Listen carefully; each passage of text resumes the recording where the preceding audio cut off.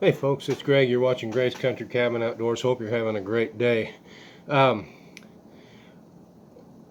been trying to come up with ideas for videos, and I made one of the water purification systems that was featured on The Boss of the Swamp. He showed how to take a couple of 16 quart stainless steel stock pots with stainless steel lids and put Berkey filters in them in order to make a nice water purification system. Well, I've been involved with a couple of different groups where we've had gatherings, we've had meals that were potluck type of thing, and one thing I noticed was that somebody always had thermos or whatever you want to call it that had tea in it or lemonade or one of each, and they always dripped.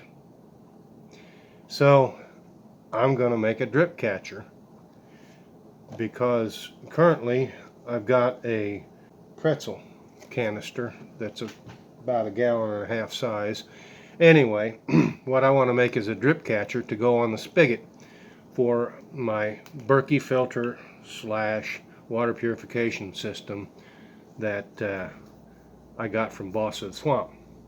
So what I've got is this high top 100% grape juice, okay, and it comes in a canister 1 gallon container that looks like this. And I've made these things before out of these things, and usually it's apple juice, and I don't drink apple juice because I just don't care for it. But anyway, I'm going to mark off where I'm going to cut this. I'm not going to go all the way to the bottom down here. I'm going to cut it across, and I want to leave a little bit of a lip, just kind of a catch tray. So I'll mark across here, come around, and then I'm going to swing up to this groove here and go right across the top edge of that groove, and then I'm going to come up the side, and then I'm going to taper in at the top. I don't know if you can see that. You can see where it tapered in. Anyway, I'll probably round this off a little more when I get ready to actually cut it. I may take and round it down like this so that I have a little extra strength in the back, and I will probably come out a little bit further to make sure that the back doesn't collapse on me. I'll still have plenty of room to get my coffee pot and that sort of thing in there. So I've got that marked it there. Let's turn it over. Do the other side the same way. Okay. And we'll come around here at the top again. And I haven't quite decided if I want to leave the actual cap on here for a little extra strength over the top of the spigot or what. But this particular juice bottle has a built-in design that will work really well for what I'm doing. And I'll show you what that is here. Right here, you can't hardly see it. I'm going to cut that area right there out, and that will go over my spigot and allow it to hang tight. So I'll mark that with a marker. Maybe that'll be a little more visible. Okay, now you can see it. And this will be the back, and this section here will be open. So I'm going to get a pair of tin snips because I find they cut this plastic really well. So I'll be back. Well, Couldn't find my tin snips, but I have my scissors. And they're not the regular Coleman ones that I use, but they're the ones that I carry on my survival bag. So I'm gonna poke a hole in here and just start cutting. And I'm going to cut down to the line and then cut around this canister. There's plenty of ribs in here to give it strength, so it makes it a little more difficult to cut. But hey, cut right on down that side to the curve, sweep it around.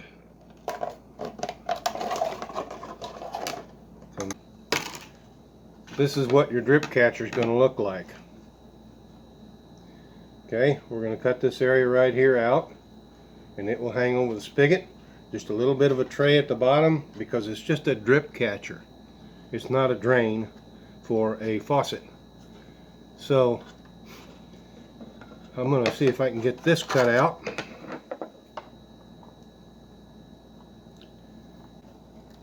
Now the last one of these I made out of a big ketchup container, and I was surprised when I cut into it because the ketchup bottle was plastic, but it was 3 layers thick, which was a huge surprise. I didn't know they made plastic bottles that were multi-layered. I thought they were all just one thickness, and they were formed to a mold, and that was the way it was. But these ketchup bottles were 3 layers thick. Okay, so there's the hole. Alright, now like I said, I can leave that lid on there if I want to. I don't have to. Let's go try it and see if it will work over here on the water filter. Okay, I'm going to try this and see if it works.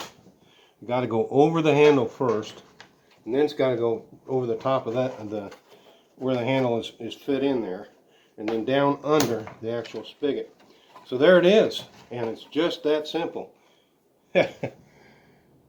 Not too beautiful, but hey, it will work. So I definitely need to cut that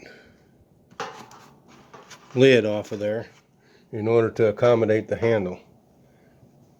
So I'm going to take it off, fix it, and put it back on. Okay, there it is. So it's Father's Day weekend, and I've had a terrible morning. I woke up and the lake was calling me, and I got 14 fish that I got to clean. Oh, if I'd have caught all of them, I don't know how many I'd have, but it'd be a lot more than 14. Well, it finally started raining, and a raccoon came out into my yard. I don't know what he's looking for, but I was kind of surprised to see that. I don't see raccoons in my yard. I have seen one running around, but this is the first one I've actually seen in the yard in the 15 years that we've been here. A squirrel was over here. Oh, he's still there in the tree, sitting. He was rubbing and itching and carrying on like he had a case of the fleas. But anyway, yeah, plenty of wildlife out here. Plenty of wildlife. That's why I love my cabin.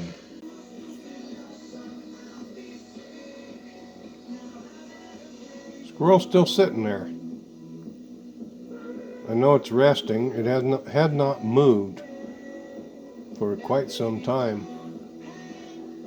It is still alive because it does twitch or blink or move every once in a while. But anyway, yeah, I've never seen that before. Right here where he can see me through the window, and he's not 6 feet away from me.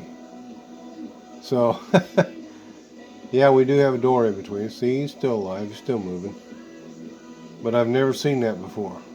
I've never seen a squirrel that close where I could actually video it for quite some time. I had one come up one time. I was feeding peanuts to him years ago, and a squirrel came up, and I was holding a peanut under the door so that it could get it, and it came up, and it took its mouth and reached over my finger. It didn't clamp down, but it kind of bit me. It didn't hurt at all. I just felt a little bit of pressure. It let go and then took the peanut. I don't know if it was trying to get me to release the peanut so that it could take it or what, but it did take the peanut out of my hand. So squirrels are crazy. But hey, this one can grow up. It's a small one. Hopefully in a year or two it'll be big enough to eat. And oh, there he goes. He's heading up the tree. But anyway, love the wildlife. Well, it's Father's Day, and I called my neighbor because they have a yucca tree or yucca plant, and I thought, you know what, I'd like to have some yucca blossoms for supper tonight. So I called her up. She said yeah, she had some and they were blooming. So I went down and I picked a stalk, and they're really looking good. So I'm going to get these picked off of this stalk here. Get these yucca blossoms soaking in salt water first. I'm going to rinse them off. That's why I'm putting them into a colander. And once I get them rinsed good, then I'll add some salt water and let them soak for most of the day. Usually I let them soak for a minimum of 24 hours. This time I'm not going to have that luxury. I've got a friend in my hometown that has yuccas growing in her yard, and I asked her if she ever ate them, and she said no, absolutely not. I said, okay, would you mind if I picked some? She said, you can have all you want. Well, I had every intention in the world of going by there yesterday as I was leaving town, or not yesterday but Friday, and I got all the way to the cabin before I realized that I missed them. So they'll still be blooming tomorrow when I get there. So I'll go by there tomorrow and pick a stalk of them. I called my son. He's coming out to the cabin later on to join me, and asked him if he would stop and pick a stalk of them for me. And so he's going to have to talk to his mother because he doesn't know anything about any of that stuff. So yeah, we'll see. If he brings me a stalk, then I'll have plenty more to work with. I got a call from my barber this morning, Barry, and he asked me how to prepare these. So I went ahead and told him I guess his son was over there visiting with him and he was going to make some for them. But I'm pretty sure he will like them because he plants Brussels sprouts, and these are not as strong as Brussels sprouts. They're just a little bit stronger than cabbage, kind of like a cross between Brussels sprouts and cabbage. Anyway, that one's pretty well cleaned, and so I'm going to leave it out here. There's another blossom down here that I've been trying to get at since I dropped it. Finally got it. So we'll take this inside and get them cleaned up and soaking.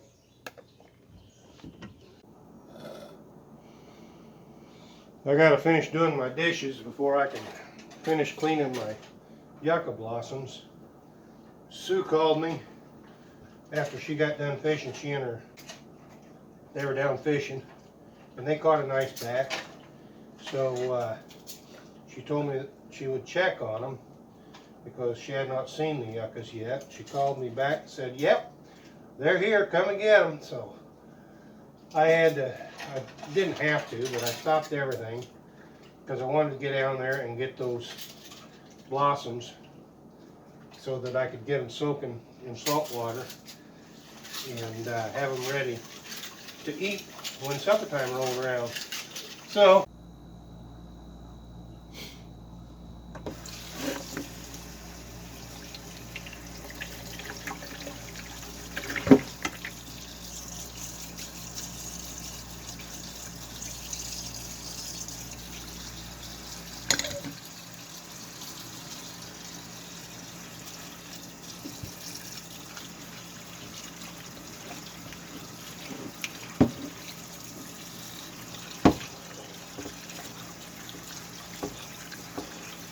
get these good and rinsed off. So now what I want to do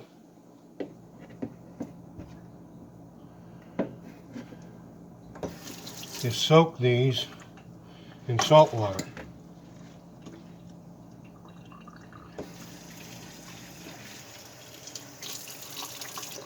So what I will do, I've got a box of pickling and canning salt that I keep here at all times so that I can soak my fish in salt water when I get ready to freeze them.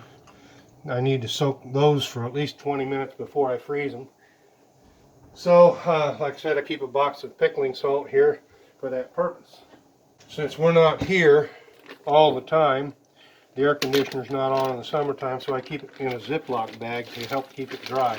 Because it does clump up. It draws moisture. But you can break it up just by shaking the box up good. If you have it in a plastic bag, a Ziploc, anything that happens to come out that little spout while you're shaking isn't going to be all over the house. So I've got some salt in there. I'm going to add water.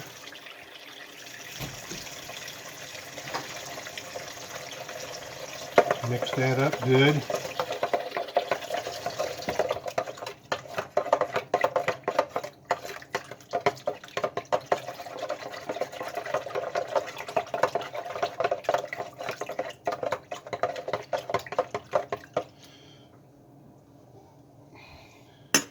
Then dump my blossoms back in there. And they're ready. They will be when I get done filling the bowl. Cold water. I don't want to wilt them. I want them to stay fresh and crisp if it's possible. They will be wilted by the time they're done cooking. But I'd like to keep them fresh for as long as I possibly can. One thing I learned about dandelion blossoms is you don't soak them in salt water. You soak them in salt water and they slam shut. And then all you have is buds. So if you really want to fry your dandelion blossoms, you just dip them in batter and fry them up.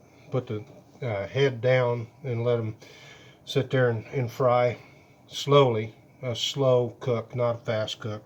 Same with the yucca blossoms. I'll saute them in olive oil and garlic.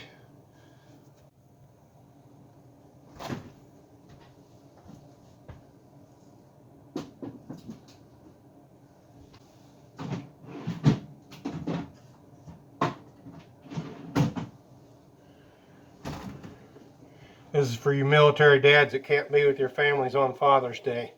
Happy Father's Day, man. Anyway, if you like this video, please give it a thumbs up. And if you haven't already, please subscribe to my channel. Thanks for watching.